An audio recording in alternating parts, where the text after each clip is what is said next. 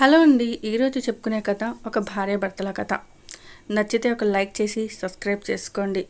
రాకేష్ ట్రైన్లో బర్త్ సీటుపై పడుకొని ఉన్నాడు. సడన్గా అతను కన్ను తెరిచి చూసేసరికి అదిరిపడ్డాడు. ఎదురుగా కూర్చొని ఉంది తన మాజీ భార్య. 5 సంవత్సరాల క్రితం విడాకులు తీసుకున్నారు వారిద్దరూ. 5 సంవత్సరాల తర్వాత తనని రాకేష్ ఇప్పుడే చూడటం. ఫస్ట్ టైం తను చాలా బలహీనంగా ఉంది. నార్మల్ శారీ కట్టుకుంది. మెడలో మంగళసూత్రం, కాళ్ళకి మెట్టెలు ఏం లేవు. ఆమె ఇప్పటి వరకు పెళ్లి చేసుకోలేదా?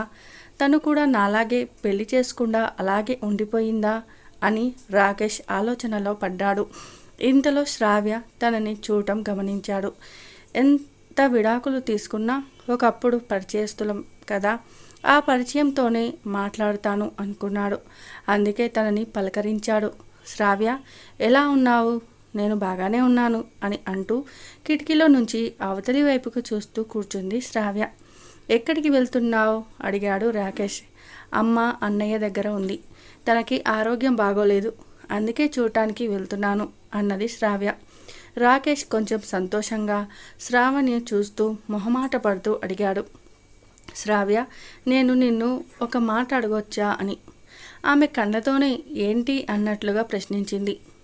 శ్రావ్య, నువ్వు నాకు విడాకులు ఇచ్చాక మరో పెళ్ళి ఎందుకు చేసుకోలేదు? ఆ ప్రశ్నకు శ్రావ్య ఏం సమాధానం చెప్పలేదు. కానీ రాకేష్ మళ్ళీ అదే ప్రశ్న అడగటంతో అప్పుడు శ్రావ్య అడిగింది, నువ్వు చేసుకున్నావా అని. శ్రావ్య అడగటంతో లేదు అన్నట్లుగా రాకేష్ తల ఊపాడు. దాంతో ఆ ఇద్దరు చాలాసేపు వరకు మౌనంగా ఉండిపోయారు. వారిద్దరి నిశ్శబ్దాన్ని పోగొట్టాలి అన్నట్లుగా అప్పుడే కుల్ఫీ అమ్మే అతను వచ్చాడు. అది చూసి రాకేష్ శ్రావ్యని కుల్ఫీ తింటావా అని అడిగాడు. ఆమె వద్దన్నట్లు తల ఊపింది. మరి తీసుకొస్తావా? నీతో పాటు నేను కూడా తింటాను. అయినా నీకు చాలా ఇష్టం కుల్ఫీ అంటే నాకు తెలుసు అని రాకేష్ అనగానే తను చిన్నగా నవ్వింది. కానీ ఆ చిన్న చిరునవ్వులోని తనకు వస్తున్న కన్నీళ్లను ఆపుకుంటుంది. ఆ విషయాన్ని రాకేష్ గమనించాడు. 5 సంవత్సరాలు ఆమెతో ఉన్నాడు. ఆమెకు ఎప్పుడైనా బాధ కలిగినప్పుడు కళ్ళల్లో నుండి వచ్చే నీళ్లను ఆపుకుంటూ అలా చిన్నగా నవ్వుతుంది అనే విషయం రాకేష్కి తెలుసు. రాకేష్ కిటికీలో నుంచి బయటకి చూశాడు. అప్పుడు శ్రావ్య తన కంట్లో ఉన్న నీటిని చీర కొంగుతో తొందరగా తుడిచి వేసుకుంటుంది. కుల్ఫీ తింటాను, కానీ ఒక కండిషన్పై తింటాను అన్నది శ్రావ్య. ఏంటి ఆ కండిషన్? డబ్బులు నేనే కడతాను అంది. అలా శ్రావ్య 2 కుల్ఫీలు తీసుకొని ఒకటి రాకేష్కి, ఇంకొకటి తను తీసుకుంది. ఇప్పుడు నేను డబ్బులు సంపాదిస్తున్నాను. నేను ఒక ప్రైవేటు స్కూల్లో టీచర్గా పనిచేస్తున్నాను. నాకు నెలకు 10,000 రూపాయలు వస్తుంది అంది శ్రావ్య.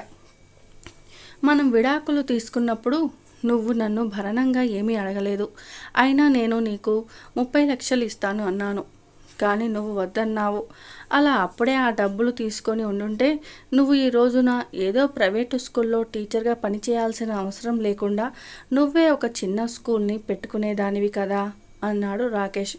అప్పుడు ఏదైనా పెట్టుకోవచ్చు, కానీ నిన్నే వద్దనుకున్నాక నువ్విచ్చే డబ్బులతో నేను నా జీవితాన్ని కొనసాగిస్తే అప్పుడు నేను నా అంతరాత్మకి ఏమని సమాధానం చెప్పుకోగలను? వద్దన్న మనిషి యొక్క డబ్బులతోనే నేను ఇప్పుడు నా జీవితాన్ని గడుపుతున్నాను అని నా మనసు నన్ను వేధిస్తుంది. అప్పుడు రాకేష్ అన్నాడు, నువ్వు చాలా మంచిదానివి, కపటం లేని మనిషివి. కానీ నాకు ఈ విషయం మీతో డైవర్స్ అవ్వగానే తెలుసుకున్నాను. నువ్వు నమ్మవు, కానీ ఇప్పుడు నేను తాగటం మానేశాను. చాలా మారిపోయాను. కోపం తెచ్చుకోవటం లేదు, ఎవరిని చిన్న చూపు చూడటం లేదు. నాకున్న అవలక్షణాలన్నిటినీ తొలగించుకున్నాను. శ్రావ్య అప్పుడు విచారంగా ఉంది. ఇప్పుడేం లాభం? నువ్వు అవన్నీ మానేసినా ఒకప్పుడు నేను నీకు ఎంతో చెప్పి చూశాను ఇవన్నీ మానుకోమని, కానీ నువ్వు నా మాట వినలేదు. మీ ప్రవర్తన వలన ఎప్పుడు నేను బాధగా టెన్షన్తో ఉండేదాన్ని. ఆ కారణం వల్లనే 2 సార్లు అబార్షన్ జరిగింది. అలా జరగకుండా ఉండి ఉంటే ఇప్పుడు నేను 2 పిల్లల తల్లినయ్యేదాన్ని. పిల్లల మాట వినగానే రాకేష్కి కూడా చాలా బాధ అనిపించింది. కళ్ళల్లో నీళ్లు తిరిగాయి, కానీ వాటిని బయటికి రానివ్వట్లేదు. అప్పుడప్పుడు అనిపిస్తూ ఉంటుంది నాకు, నేను ఎంత చెడ్డవాడినో అని. బంధాల పట్ల ఏ బాధ్యతను నేను సరిగ్గా నిరోధించలేదు. అందుకే ఇప్పుడు అనుభవిస్తున్నాను. అందరూ దూరమై ఏకాకిలా ఒంటరి వాడినైపోయాను. ఇప్పుడు అమ్మ కూడా లేదు అని చెప్తూ ఈసారి కళ్ళల్లో నుండి వస్తున్న నీటిని ఆపుకోలేకపోయాడు రాకేష్. ఆ మాటలు విన్న శ్రావ్య కంగారుగా అడిగింది, నేను వచ్చేటప్పుడు అమ్మ చాలా ఆరోగ్యంగా ఉండేది. అలాంటిది ఏం జరిగింది అమ్మకి అని అడిగింది. అమ్మ రోజు నిన్ను గుర్తుకు చేస్తున్నది. నాతో రోజు చెప్తూ ఉండేది, వెళ్ళి కోడల్ని తీసుకునిరా ఇంటికి అని. కానీ నేను ఆమెకు ఎలా చెప్పగలను విడాకులైన సంగతి? తర్వాత కోడలు అత్తారింటికి రావటం జరగదని తెలుసుకుంది.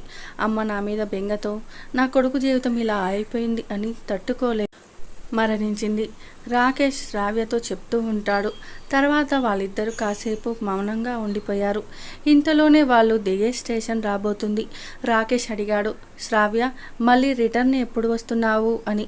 ఈరోజు ఇక్కడే అమ్మ దగ్గర ఉంటాను, రేపు ఉదయం రిటర్న్ అవుతాను అంది. ఎన్ని గంటలకి, ఏ ట్రైన్కి అని అడిగాడు రాకేష్. మేము చాలా బీదవాళ్ళము, రిజర్వేషన్ చేయించుకోవటానికి మా దగ్గర అంత స్తోమత లేదు. అందుకే ఉదయమే ఇక్కడికి వస్తాను. ఏ ట్రైన్ దొరికితే ఆ ట్రైన్ ఎక్కి వెళ్తాను అని అంటుంది. ట్రైన్ దిగి శ్రావ్య వెళ్ళిపోతుంటే ఆమెను అనుసరించాడు రాకేష్. ఒకవేళ నేను రిజర్వేషన్ 2 టిక్కెట్లు తీసుకుంటాను, కానీ నాకు తెలుసు నువ్వు నాతో పాటు ట్రావెల్ చేయటం ఇష్టపడవు అని. నాకు నీతో పాటు ట్రావెల్ చేయటం చాలా ఇష్టం. కాబట్టి చెప్పు, ఏ టైంకి నువ్వు రేపు ఇక్కడికి వస్తావు?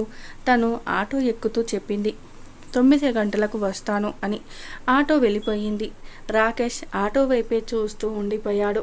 రాకేష్కి అక్కడ 2 రోజుల పని ఉంది. కానీ శ్రావ్యతో పాటు ఉండటం కోసం ఆయన ఆ 2 రోజుల ప్రోగ్రామ్ని క్యాన్సిల్ చేసుకొని ఉదయమే ట్రైన్కి తిరిగి బయలుదేరాలి అని నిర్ణయం తీసుకున్నాడు. అతను 2 రోజుల పనిని తొందరగా 1 రోజుల్లోనే పూర్తి చేసేశాడు. ఉదయమే 8 గంటల వరకు స్టేషన్కి వచ్చి శ్రావ్య కోసం ఎదురు చూస్తున్నాడు. కానీ శ్రావ్య 10 గంటల స్టేషన్కి వచ్చింది. రాకేష్ని చూసి అడిగింది, మీరు ఇంకా ఇక్కడే ఉన్నారా? వెళ్ళిపోయారేమో అనుకున్నా. నా కోసం ఎదురు చూసి వెళ్ళిపోతారేమో అనుకున్నా. శ్రావ్య చాలా సంతోషంగా ఉంది. ఇప్పుడు అమ్మకి ఆరోగ్యం బాగుంది అని శ్రావ్య చెప్పింది. నేను నీకు కూడా టికెట్ తీసుకుంటున్నాను. ఇప్పుడు 50 రూపాయల టికెట్ కోసం ఎందుకు తీసుకుంటున్నావు? అదంతా ఏమీ అనకు అన్నాడు రాకేష్. శ్రావ్య చిరునవ్వు నవ్వింది. సరే, ఇప్పుడు ట్రైన్ రావడానికి ఇంకా అరగంట ఉంది కదా, అప్పటి వరకు వెళ్ళి కుల్ఫీ తినేసి వద్దాం. డబ్బులు నేనే ఇస్తాను, అప్పుడు లెక్క సరిగ్గా సరిపోతుంది అన్నది శ్రావ్య నవ్వుతూ. ఆమె అలా నవ్వుతూ ఉన్నప్పుడు ఆమె మొహాన్ని చూస్తూ ఉండిపోయాడు రాకేష్. ఇద్దరు కుల్ఫీ తిన్నారు. ఇంతలోనే ట్రైన్ వచ్చింది. వారి కొత్త ప్రయాణం సరికొత్తగా ప్రారంభమైంది. అప్పుడే రాకేష్ ఏదో చెప్పాలి అని, కానీ ఎలా చెప్పాలి అని తడబడుతూ భయపడుతూ ఉన్నాడు. ఒకవేళ చెప్తే తను కాదంటుందో ఏమో అని రాకేష్ గమనించాడు. శ్రావ్య తన అన్న వాళ్ళ ఇంటి నుండి కొత్త శారీ కట్టుకొని వచ్చింది అని. ఆమె చాలా అందంగా కనిపిస్తుంది. కిటికీలో నుంచి చూస్తున్న ఆమెకు గాలి వేగంగా వచ్చి తన జుట్టు మొహంపై అలా తగులుతూ ఉంటే ఆమె ఇంకా చాలా అందంగా కనిపించింది. అప్పుడు రాకేష్ అనుకుంటున్నాడు, ఒకప్పుడు ఈమె నా జీవిత భాగస్వామిగా ఉండేది, నా జీవితంలో ఒక అద్భుతంలా ఉండేది. కానీ నేను ఆమెను సరిగ్గా చూసుకోలేకపోయాను అని బాధ తప్ప హృదయంతో ఆలోచిస్తూ ఉన్న రాకేష్ను ఏమైంది అలా మౌనంగా ఉండిపోయారు? ఇప్పుడు మనం భార్యాభర్తలం కాకుండా కనీసం ఫ్రెండ్స్ లాగైనా మాట్లాడుకోవచ్చు కదా, ఎందుకలా సైలెంట్గా ఉన్నారు అని రాకేష్ యొక్క మనస్థితిని తెలియని శ్రావ్య అడిగింది. నాకు నీతో ఫ్రెండ్షిప్ వద్దు అన్నాడు రాకేష్. అది విని ఒక్కసారిగా షాక్ అయింది శ్రావ్య. మరెందుకు నాతో పాటు ప్రయాణం చేయాలనిపించింది నీకు అని అడిగింది. రాకేష్ చెప్పాడు, నాకు నువ్వు కావాలి, జన్మల వరకు నువ్వే కావాలి, నాతో పాటు సంతోషాలు పంచుకోవటానికి దుఃఖాలు పంచుకోవటానికి అలా చెప్తూ ఉన్న రాకేష్ను చూస్తూ ఉండిపోయింది శ్రావ్య. నేను తప్పు చేశాను, తప్పంతా నాదే, నిన్ను సరిగ్గా చూసుకోలేకపోయాను. నువ్వు వెళ్ళిపోయాక అర్థమైంది నాకు నా తప్పులేంటో అని. వాటన్నిటికీ నన్ను క్షమించు ప్లీజ్ అంటూ రోధించసాగాడు రాకేష్. శ్రావ్య సైలెంట్గా అలాగే చూస్తూ ఉండిపోయింది. రాకేష్ తన 2 చేతులను పట్టుకొని ఇలా చెప్పాడు, నన్ను క్షమించు ప్లీజ్ శ్రావ్య, నేను ప్రామిస్ చేస్తున్నాను, ఇంకెప్పుడు నీ దుఃఖాన్ని కారణం నేను కాను అంటున్న రాకేష్ని చూసి శ్రావ్య అన్నది, మీరు నన్ను కూడా క్షమించండి, తప్పులన్నీ నీవే కాకపోవచ్చు, నావి కొన్ని తప్పులు ఉండవచ్చు. వాటన్నిటినీ నన్ను మీరు క్షమించండి. నాకు తెలుసు ఇవాళ మీరు ఇలాంటిది ఏదో చేస్తారని లేదా చెయ్యాలి అని బలంగా నేనే అనుకున్నానేమో. ఇక ఒంటరిగా జీవించడం ఇంతటితో సమాప్తం చేద్దాం. ఇద్దరం ఒకరి తప్పులను ఒకరు తెలుసుకుందాం. మళ్ళీ వాటిని రిపీట్ చేయకుండా కలిసిమెలిసి జీవితం మీరు కోరుకున్నట్లుగానే ఉంటూ చిరునవ్వు నవ్వింది శ్రావ్య. నాకు తెలుసు నీకెప్పుడైనా చాలా దుఃఖం బాగా కలుగుతున్నప్పుడు నువ్వు దానిని ఈ చిరునవ్వుతో కప్పేస్తావు అని. ఆ కన్నీళ్లను ఆపకు శ్రావ్య, అలా కరిగిపోనివ్వు. మనసు తేలిక పడుతుంది. అది విని శ్రావ్య తన దుఃఖాన్ని ఆపుకోలేకపోయింది. తన దుఃఖాన్ని కన్నీటి రూపంలో ఏడుపు రూపంలో బయటపెట్టింది శ్రావ్య. అలా ఏడుస్తున్న శ్రావ్యను పక్కన ఉన్న వాళ్ళందరూ అలాగే చూస్తూ ఉండిపోయారు. కానీ శ్రావ్య వారెవ్వరిని పట్టించుకోలేదు. రాకేష్ని పట్టుకొని గట్టిగా ఏడ్చేసింది. కొద్దిసేపట్లోనే శ్రావ్య దిగాల్సిన స్టేషన్ వచ్చేసింది. కానీ ఇప్పుడు శ్రావ్యకు ఆ స్టేషన్తో పని లేదు. తను అక్కడ దిగదలుచుకోలేదు. ఇప్పుడు ఆమె జీవితం మళ్ళీ కొత్తగా ప్రారంభమైంది. ఇప్పుడు ఆమె గమ్యం అత్తగారిల్లు. ఎన్నో రోజులుగా తను అక్కడికి వెళ్ళాలనుకుంటున్న ఇల్లు.